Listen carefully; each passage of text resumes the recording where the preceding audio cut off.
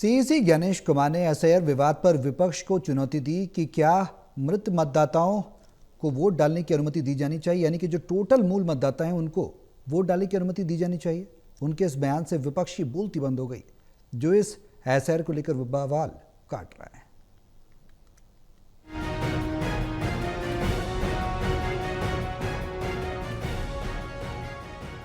बिहार में चल रहे विशेष गहन संशोधन को लेकर मचे राजनीतिक घमासान के बीच मुख्य निर्वाचन आयुक्त ज्ञानेश कुमार ने बड़ा बयान दिया है।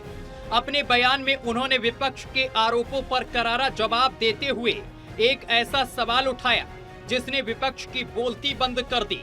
एसआईआर को लेकर चुनाव आयोग पर पक्षपात और असंवैधानिकता के आरोप लगाने वाले विपक्षी दलों को ज्ञानेश कुमार ने चुनौती दी कि क्या मतदाताओं को वोट डालने की अनुमति दी जानी चाहिए। यह बयान बिहार में चुनावी रोल की तैयारी और एसआईआर की प्रक्रिया को लेकर उठे विवादों के बीच आया है, जिसने राजनीतिक गलियारों में हलचल मचा दी है।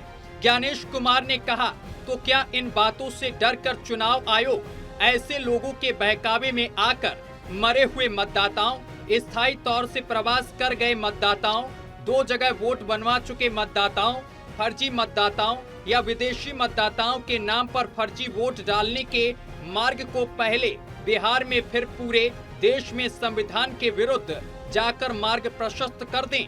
क्या चुनाव आयोग द्वारा पारदर्शी प्रक्रिया के जरिए तैयार की जा रही शुद्ध मतदाता सूची निष्पक्ष चुनाव और एक सशक्त जनतंत्र के लिए नींव का पत्थर नहीं है? इन यक्ष प्रश्नों पर तो कभी न कभी हम सबको और भारत के सभी नागरिकों को मिलकर राजनीतिक विचारधाराओं से परे जाकर गहन चिंतन तो करना ही होगा। और आप सभी के लिए इस अत्यावश्यक चिंतन के लिए सबसे उपयुक्त समय का शायद अब भारत में आगमन हो चुका है। बिहार में एसआईआर की शुरुआत इस साल जून में चुनाव आयोग ने की है। इसका मकसद मतदाता सूची को अपडेट करना और उसकी सत्यता सुनिश्चित करना था।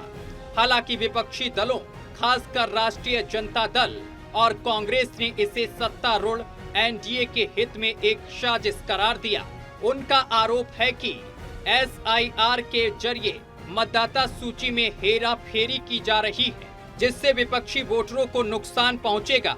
इस मुद्दे को लेकर सुप्रीम कोर्ट में भी याचिकाएं दायर की गई हैं।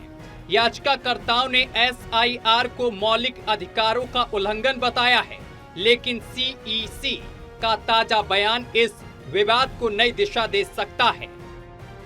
National desk, total TV.